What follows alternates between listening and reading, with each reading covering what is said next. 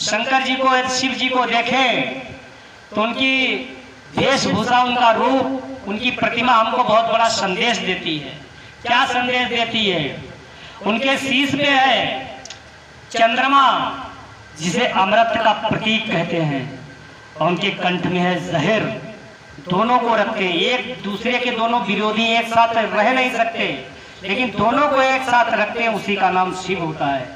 हम लोग पक्ष और विपक्ष को एक साथ नहीं चला सकते, हम लोग असफल हो जाते हैं, हम लोग शिव जी को पूजने योग्य नहीं बन पाते। जिस दिन आपके द्वार पर दोनों पक्ष और विपक्ष दोनों आए, दोनों आपसे सहमत हों, उसी दिन आपकी यात्रा प्रारंभ होती है, आप पूजने योग्य बनते हैं, तब जाके आप शिव जी के मंदिर में पूज सकते हैं उनको। और आगे यात्रा बढ़ती है, उनके शीश पे माँ गंगा और तीसरे मस्तक में ज्वाला अग्नि। एक दूसरे की विरोधी या तो आग रहेगी या तो पानी रहेगा, लेकिन आनंद से रहते हैं। लेकिन हम लोग मानते हैं शिव जी को, सावन में जल चढ़ा के आते हैं, लेकिन उनके जीवन से एक भी दृष्टांत परिवार को नहीं जोड़ पाते। एक दूसरे की सहमति से रहते हैं, उनको हम लोग ठीक से नहीं चला पाते। लेकिन शंकर जी तो एक दूसरे जो विरोधी हैं, जो एक जगह रह नहीं सकते, वहां पर आनंद बाहर से रहते हैं। और थोड़ा देखिए, उनके गले में है सर्प और उनके पुत्र की सवारी है चूहा। सर्प और चूहे की कभी नहीं बनती, लेकिन आनंद से रहते हैं। माता भवानी की जो यात्रा जिसपे करती है, वाहन जिसे कहते हैं शेर, और शंकर जी का जो वाहन है जिसे कहते हैं बैल नांदिया, दूसरे की यहाँ कभी नहीं बनती, लेकिन एक साथ वहाँ बैठे हैं।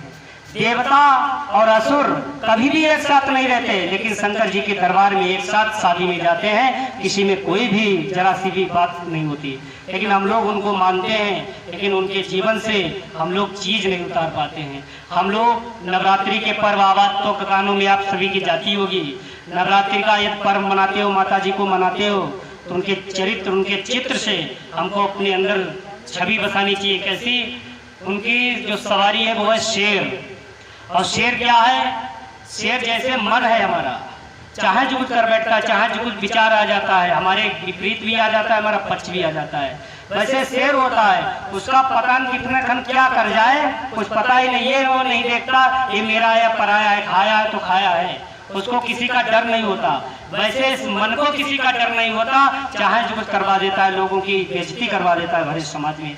हमारा मन हमारी उम्र को बाहरी क्षेत्र में खर्च करा देता है, हमको जरा सा आभास नहीं हो देता कि हमारा शरीर किस लिए मिला था। जब चारपाई पे जाते हैं, दुख दर्द से पीड़ित होते हैं, यमराज की वहां से जब फौज आती है ले जाने